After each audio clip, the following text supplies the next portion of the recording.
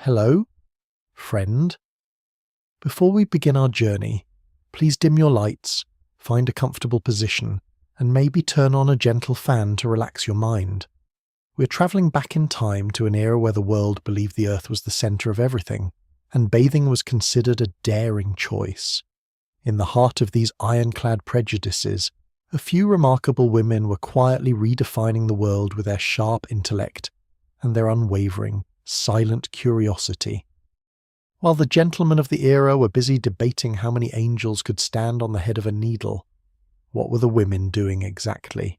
Tonight, we seek the answers hidden in the shadows of history, following the faint but steady light of female wisdom through the long medieval night. Imagine a world governed by faith and superstition, where every natural phenomenon was seen as a sign from above and science was a dangerous path. Within these walls, knowledge was a guarded treasure, yet it found its way into the hands of those who were never meant to hold it. These women were healers, philosophers, and observers of the stars, operating in the margins of a society that barely acknowledged their existence or their minds. They didn't seek fame or recognition. They sought understanding, a way to make sense of the intricate tapestry of life and the vast cosmos above. Listen to the gentle melody of the lute, a sound that bridges the gap between our modern world and the distant, echoing corridors of the past. In this tranquil space, we can begin to appreciate the quiet strength required to pursue truth when the world demands nothing but simple, blind obedience. Time moves differently when you're searching for answers in the dark, and for the medieval woman, every discovery was a precious spark of light. Let your breathing slow down as we delve deeper into their stories, feeling the weight of the centuries lift as we honour their forgotten legacies. The ink on these pages has long dried, but the thoughts they captured remain as vibrant and vital as the day they were first written down. This was their sanctuary, a place where the limitations of the physical world could be transcended through the power of the human imagination and logic. They mapped the stars and the human soul, navigating through the treacherous waters of dogma with only their intellect as a guide and a shield. Every plant she catalogued and every observation she made was a brick in the foundation of the science we take for granted in our modern era. Her light was small, but it was persistent, refusing to be extinguished by the cold winds of ignorance that blew through the halls of power. From the monastery gardens to the bustling markets of Salerno, women were the keepers of practical wisdom, the ones who knew how to heal. They held the keys to the mysteries of the body and the earth, even if the men of their time tried to lock the doors. We often forget that the history of progress is not just a list of kings and battles, but a quiet accumulation of observations and insights. The patterns of their lives were complex, woven into the fabric of a society that both relied on them and feared their hidden, deep potential. With each strike of the pestle, they were refining more than just medicine. They were refining our collective understanding of the natural physical world. In the whispers of the cloister and the heat of the kitchen, a scientific revolution was simmering, long before the first telescope was ever built. Like this insect in amber, the contributions of these women have been preserved, waiting for us to look closely enough to see their true value. They looked at the same stars we see tonight, but they saw a cosmic order that was both beautiful and terrifyingly vast to their curious minds. In their gaze, we see the sparks of modern philosophy and the early questions that would eventually lead us to the edges of our known universe. Take a deep breath and smell the imaginary scent of lavender and sage, the fragrances of a time when nature was both pharmacy and home.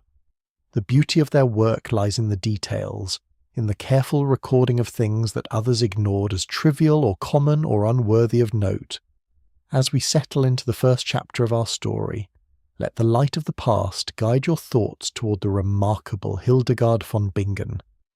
Welcome to the world of Hildegard von Bingen, a place where the boundaries between the divine and the natural world simply do not exist. Hildegard was a nun, but she was also a composer, an author, and one of the most brilliant natural scientists of the entire Middle Ages.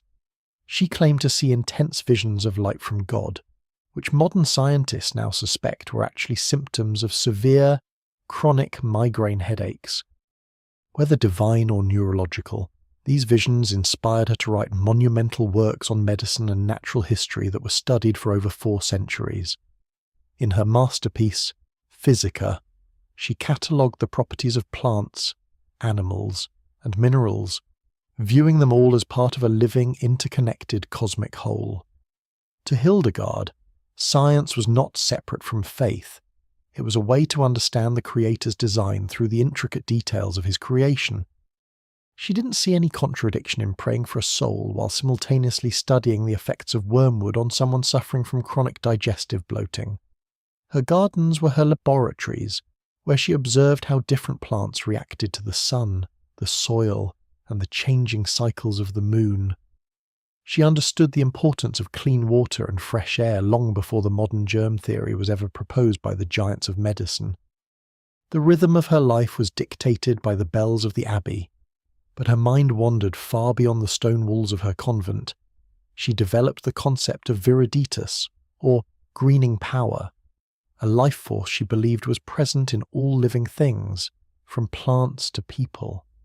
She even wrote about the healing properties of precious stones, believing that the energy of the earth could be used to restore human health. Despite being a woman in a male-dominated church, she was so respected that popes and emperors sought her advice on both spiritual and political matters.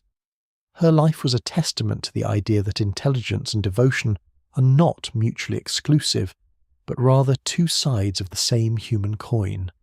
As the sun sets on her garden, we can still hear the echoes of her music, a haunting reminder of her genius that transcends time.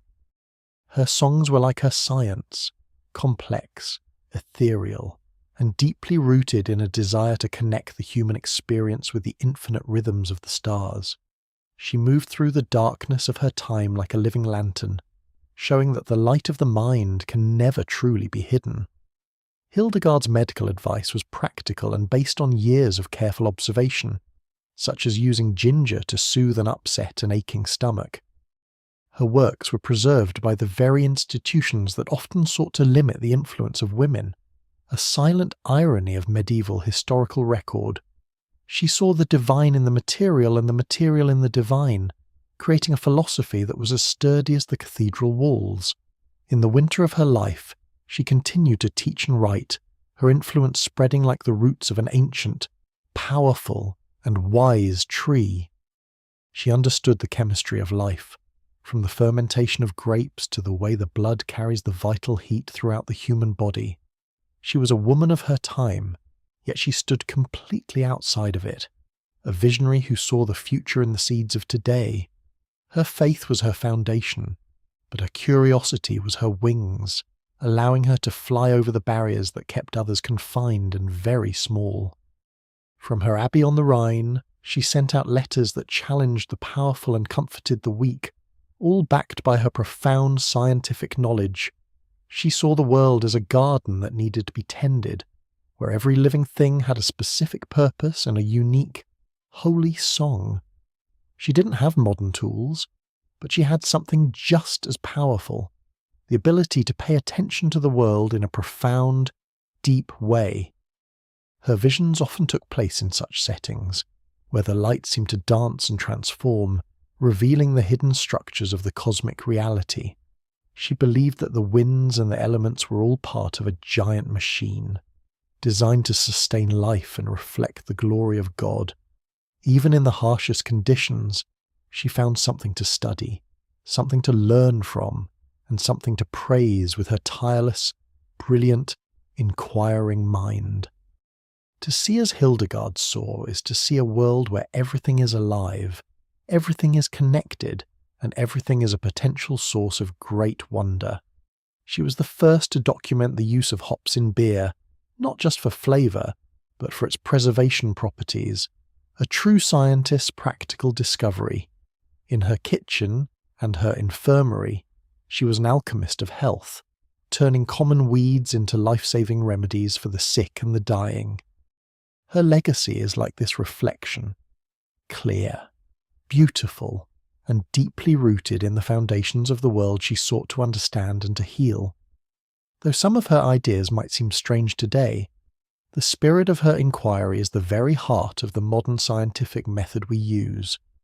She studied the flight of birds and the scales of fish, cataloguing the diversity of life with the precision of a true, dedicated naturalist.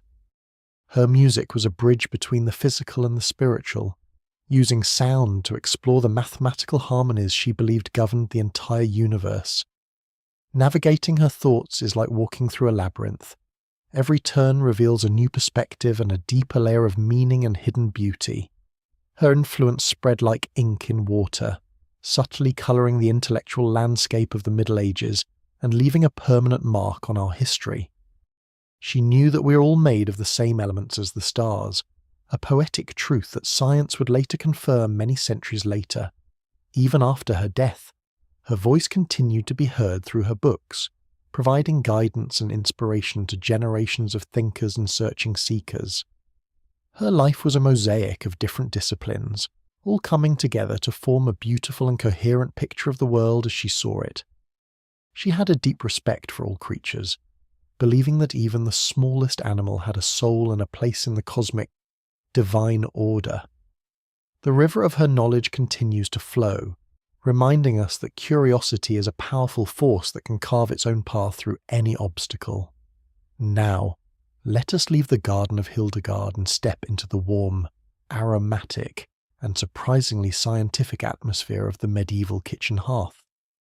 When we think of science, we often imagine sterile white laboratories, but in the Middle Ages, the most important lab was often the kitchen.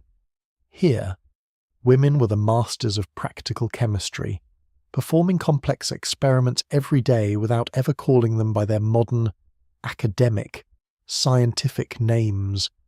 They understood the power of heat and time, the way a long simmer could transform tough roots into a nourishing and medicinal healing meal.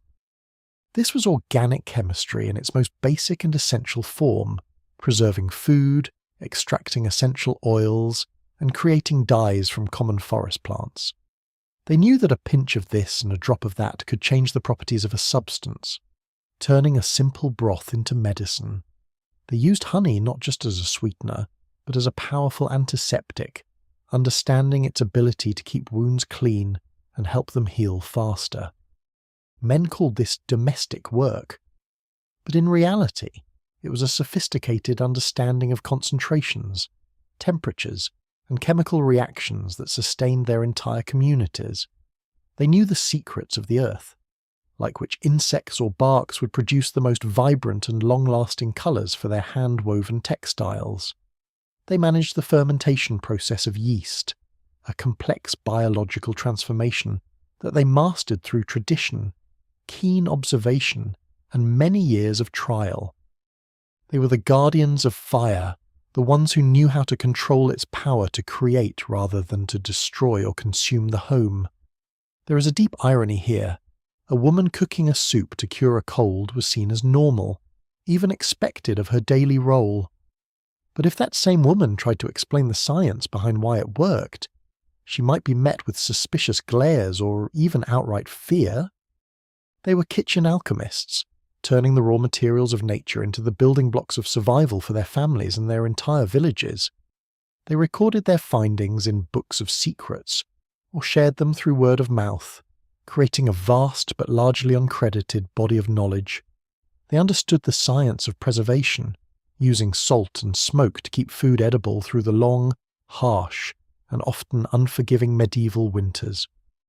These jars were their chemical stores, filled with everything from pickling brine to the ingredients for making high-quality, long-lasting candle wax and soaps.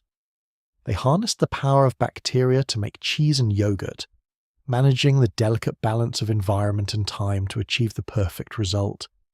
They were the first to experiment with the surface tension and mixing of different liquids, a fundamental concept in both physics and modern chemistry. The physical demands of their lab were immense, requiring a combination of brute strength and delicate, precise, and extremely careful manipulation of materials. As the fire burns down, we can see the embers of a scientific tradition that was passed from mother to daughter for many centuries. Even their needlework was a form of geometry, calculating patterns and proportions to create garments that were both functional and symbolic of their status. They were the first geneticists, selecting the best seeds from each harvest to ensure the survival and improvement of their crops for the next year. They understood the pH levels of their soil and their dyes, using vinegar or wood ash to shift the colours of their chemical creations. In every bubble and every flame, there was a lesson to be learned, and these women were the most attentive students of the natural world. Their work was often invisible, but it was the very glue that held the medieval world together, providing health, comfort, and essential, practical knowledge. This blue liquid might be a medicine or a dye, but to the woman who made it, it was a triumph of her own skill. They worked in the light of day and the shadows of night, their curiosity never resting even when their bodies were tired and deeply aching. They mastered the art of survival in a world where food was scarce, and disease was a constant, ever-present threat to everyone they loved dearly. They were problem solvers, fixing the tools of their trade and finding new ways to use the limited resources they had at their disposal every day. They kept tallies of their stores and the cycles of the seasons, practicing a form of mathematics that was essential for the management of the home. She was the mistress of the elements, balancing air, fire, water, and earth to create something new and useful for her family and her neighbours. They were healers not just for humans, but for the animals that they relied on, understanding the common threads that connect all of the living creatures. Science is often born from necessity, and in the heat of the kitchen, women were the primary innovators of the medieval world's daily life. Each jar is a testament to a woman's foresight and her understanding of the biological processes that cause decay and those that prevent it completely. The tools of their trade were simple, but in their hands, they became the instruments of a deep and practical scientific exploration of the world. They observed the phase changes of matter, from the melting of tallow for candles to the freezing of water in the cold winter stone troughs. This was their universe, a space where they were the experts and where their knowledge was the difference between health and sickness, life and death. They were the first cosmetologists, understanding how to use natural oils and flowers to care for the skin and the hair of their families. They were observers of the tiny world, noticing the habits of insects and the way nature reclaimed any space that was left untended for long. As we transition from the domestic lab to the academic one, remember that these simple tasks were the very foundation of all scientific thought. Now, we travel south to Italy, to the sunny halls of Salerno, where the first medical school in Europe welcomed the brilliance of women's minds. Salerno was a beacon of light in a world of shadows, a place where the medical traditions of many cultures met and were shared openly. Here, the air was filled with the scent of sea salt and the promise of a more enlightened way of understanding the human body and mind. In this environment, women weren't just healers in the kitchen. They were recognized doctors and professors who taught the next generation of medical experts. They translated ancient texts and added their own observations, creating a bridge between the wisdom of the past and the needs of the present world. Among them was Trotula, a woman whose name became synonymous with medical expertise and whose works would be studied for hundreds of years across Europe. Trotula didn't just practice medicine, she revolutionized it, particularly in the areas of women's health, childbirth, and the proper care of the entire body. She understood that women had unique medical needs and that their voices should be the ones to describe and find solutions for their own experiences. Her approach was holistic, recognizing that mental health, diet, and physical environment all played a role in the overall well-being of her many patients.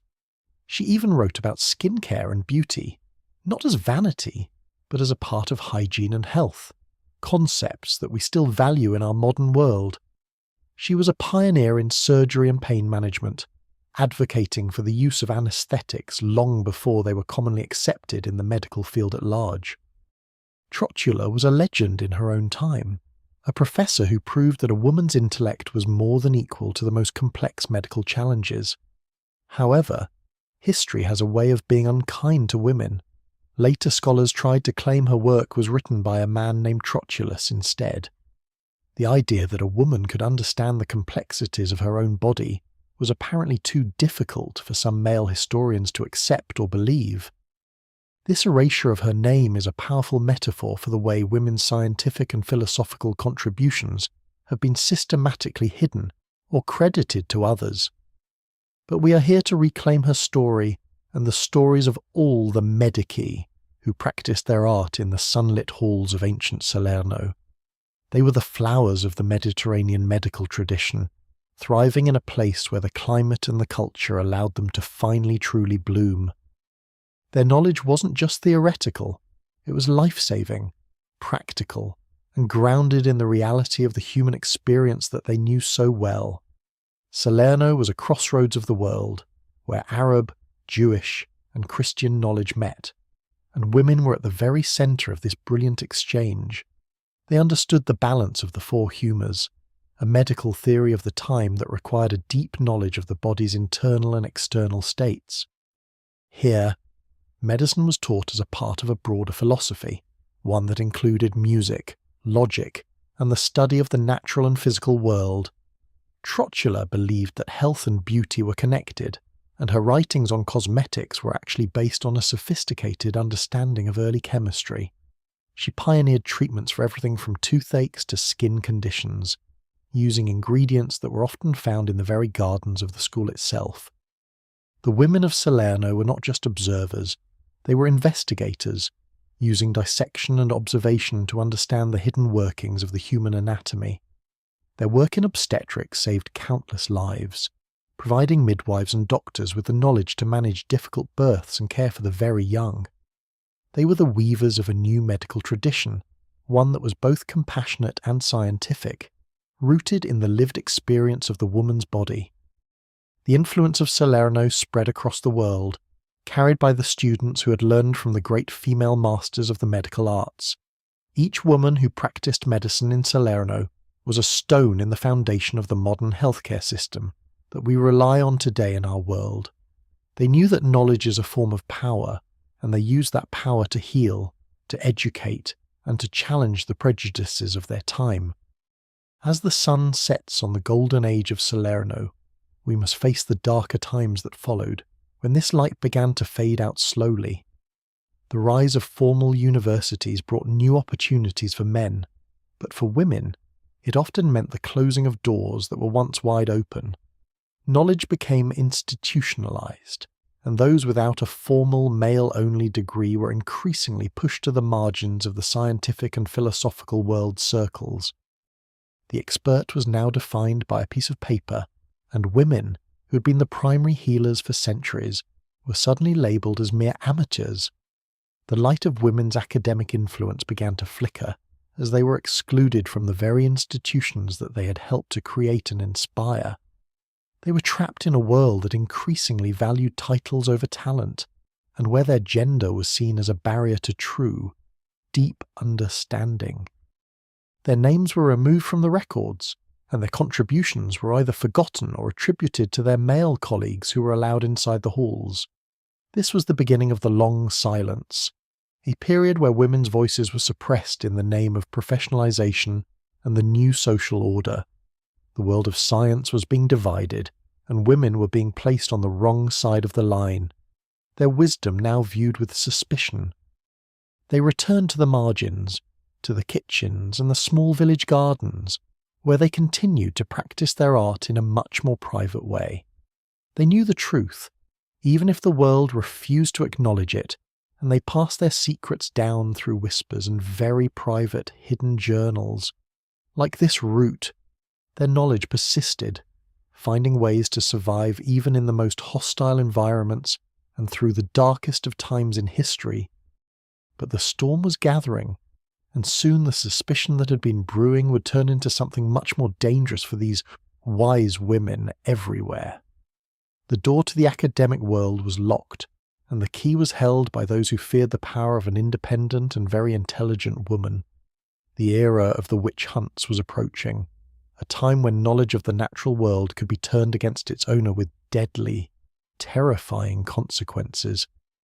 Every herbal remedy and every astronomical observation was now a potential piece of evidence in a trial that had nothing to do with the truth. The women who had been the healers of their communities were now the targets of a society that had lost its way in fear and paranoia. The stain of these events would last for centuries, colouring the way we think about women, science, and the history of the human, searching mind. The silence was deafening, a vacuum where once there had been the vibrant and lively exchange of ideas and the practice of many healing arts. But even in the deepest night, a single star can provide a sense of direction, a reminder that the truth is still out there, waiting. As we enter the next part of our story, we must look at how these witches were actually the pioneers of the modern scientific, analytical mind. When we hear the word witch, we often think of fairy tales, but in the late Middle Ages, it was a label used to silence wisdom. If you couldn't out-argue a smart woman, or if her knowledge of the natural world made you feel uneasy, it was easy to accuse her of something. This book, The Hammer of Witches, became a manual for the systematic persecution of women whose only crime was their intelligence and their independent, strong spirit. A simple understanding of how to ease a neighbour's pain with a tincture of willow bark could now be twisted into a pact with dark forces. It was an incredibly effective way to manage the human resources of the time. If a woman was too successful or too vocal, she was eliminated.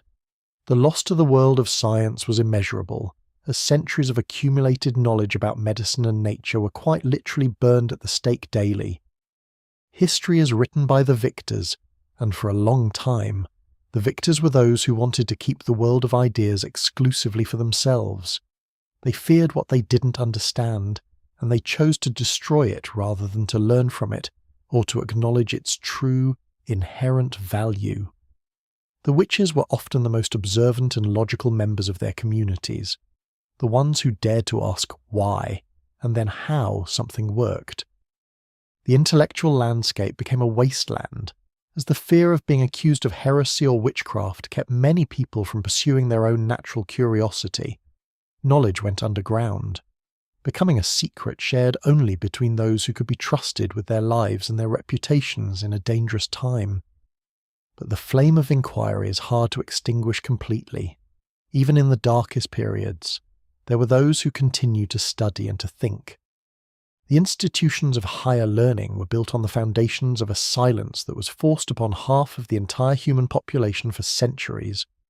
We are only now beginning to uncover the extent of what was lost, as we rediscover the voices that were once so carefully and cruelly silenced.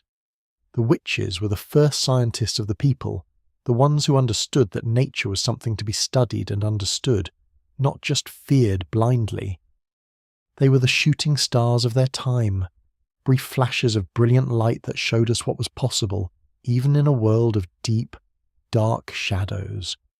We honour them not as victims, but as pioneers, as the brave souls who kept the light of truth alive when the rest of the world was dark. Their moral compass was set to the truth of their own observations, a direction that would eventually lead us out of the Middle Ages and beyond. Every forgotten manuscript and every nameless discovery is a piece of their legacy, a legacy that we are finally beginning to piece back together today. We stand on their shoulders, even if we don't always know their names, and we carry their spirit of inquiry forward into our own modern world. The silence is being broken, and the doors are being opened, as we finally recognize that science has always been a human endeavor, not a gendered one. Their stories are no longer just whispers in the dark. They are becoming part of our collective history, a history that is richer and more complete. As we near the end of our journey, let us take a moment to reflect on the quiet strength and the enduring legacy of these remarkable women. Their influence is like these ripples, extending far beyond their own lives and their own times, touching everything that we know and understand about our world. They have always been there, in the light and in the shadows, and their spirit continues to guide us as we search for our own truths. We are the keepers of their memory, the ones who can ensure that their light is never extinguished again by the forces of ignorance or fear.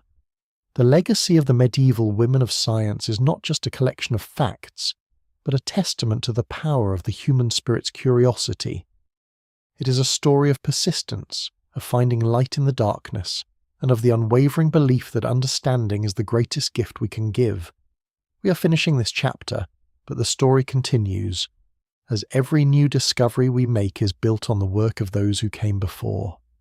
The smoke of the candle rises, carrying our thoughts into the night as we prepare to return to our own time with a new perspective.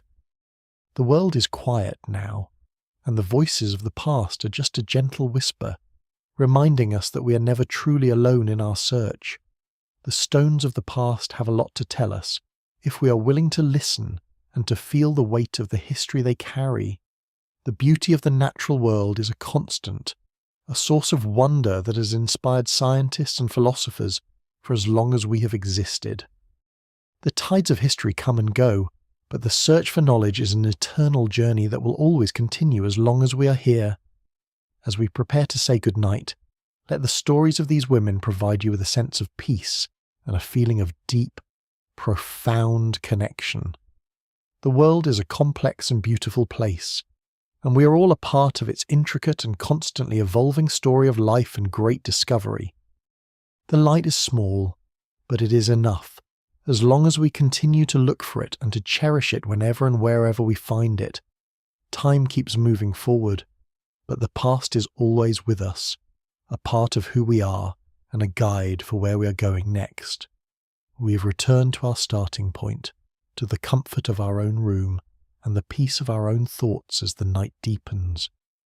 As our story concludes, I hope you feel a sense of tranquility and a new appreciation for the hidden figures of our collective human history's long path. Those women, whether their names were ever written on the covers of books or not, are the silent architects of the world we now inhabit together. Their intellectual breath is still here in every medicine we take, every theory we learn, and every time we dare to ask a difficult question of nature. Now, it is time to rest, to let these stories settle in your mind and to find comfort in the knowledge that we are finally remembering them. Sleep well, and remember that the light of knowledge doesn't always need to be loud. Sometimes, it just needs to be remarkably and quietly persistent. Let your thoughts drift like the smoke from the candle, moving away from the worries of the day and into the peaceful embrace of the night's sleep. The journey's over for now, but the wisdom of the past will always be there, waiting for you to wake up and see it once again tomorrow. Thank you for joining me on this travel through time, for honouring these women, and for allowing your mind to find its own quiet, steady place. Every small detail of our world is a miracle, and the women we talked about tonight were the ones who saw those miracles for what they truly are. Feel the weight of the blanket and the softness of the air as you sink deeper into a state of total and completely blissful, quiet relaxation. The scent of history is like the scent of lavender, calming, enduring, and always present if we just take the time to breathe it in deeply. The mind is a library, and tonight we have added a few more volumes to its shelves, volumes that tell the story of human courage and intelligence. Everything is connected, from the smallest drop of dew to the vastest of the stars, and we are all part of this incredible, beautiful cosmic tapestry. May your dreams be filled with the same sense of wonder that inspired Hildegard, Trotula, and the nameless women of the kitchen alchemist's warm hearth. We reach for the stars, and sometimes we find them right here on Earth, in the stories and the legacies of those who dared to see them. No detail is too small and no story is too hidden to be found, if we only have the patience and the love to look for it. You're part of a long line of seekers, and tonight you can rest in the knowledge that the search for truth is always a noble journey. So, I will leave you now to your rest, with the light of the past to guide you, and the peace of the present to hold you. Good night, brave seeker. May your sleep be as deep as the centuries and as peaceful as the silence that now fills this very quiet, dark room. We are all made of stardust, and to the stars we shall return, carrying with us the wisdom of those who showed us the way home. Sleep now. The world is safe. The history is remembered, and the light is always within you, waiting for the dawn to break once again.